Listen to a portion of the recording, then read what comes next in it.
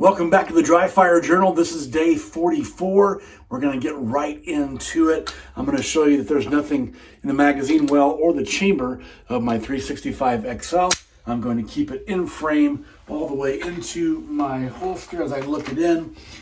One of the questions that I got a bunch from yesterday's video, if you haven't watched it, go check day 43. It's called Caught Red-Handed. We talked about one-handed presentation from concealment. But I really focused in on when my finger goes on trigger with my shooting hand only, needing to draw the gun. And so one of the questions I got repeatedly on private messenger was this: when does my trigger finger go on the trigger?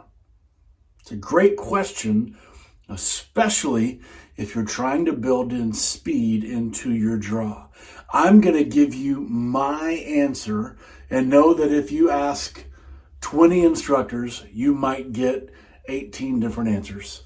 So I'm just going to give you mine. I am not telling you that my way is the way. I'm giving you a way.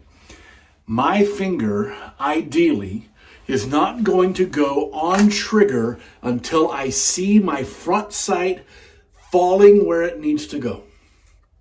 I'm going to say that again. Ideally, my finger does not go on trigger until I can see my front sight falling where it needs to go. You will notice, I'm going to take one step back and I'm going to draw to right here so you can see my hand and my sight. Notice that as I draw, I want to be able to have my index stay where it is until I see my sight starting to fall. I'm going to do it again. That time my trigger finger went on a little bit early.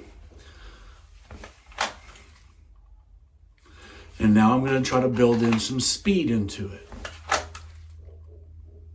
What I do not want to habituate is the idea of trying to go so fast. Again, clear firearm.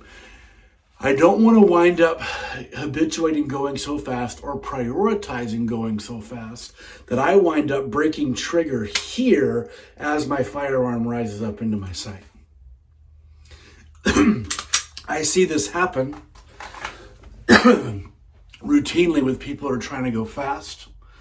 And I see it more often with escalator than I do with out and level drive. I am not saying that either one is better than the other. I'm just saying that I do see more premature shots break on the escalator model. So just something to consider. As you are dry firing, I encourage you to go fast, film yourself, and watch, and get some objective data. When is your finger going on trigger, and is that when you want it to? So, give this some work. It's worth investigating, and I'll see you tomorrow.